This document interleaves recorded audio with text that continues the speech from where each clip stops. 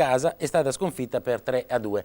Proprio su questa partita abbiamo un servizio del nostro inviato Alfredo Gonella.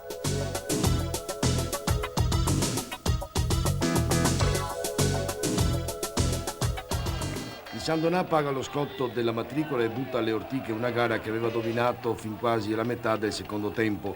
Finisce 3-2 per il Livorno, che ha giocato in 10 uomini dal 35esimo del primo tempo e che ha saputo imporre gioco ed esperienza. Sono proprio i toscani ad aprire le marcature con scalzo dopo una bella triangolazione con Rubinacci che coglie impreparata la difesa bianco-celeste.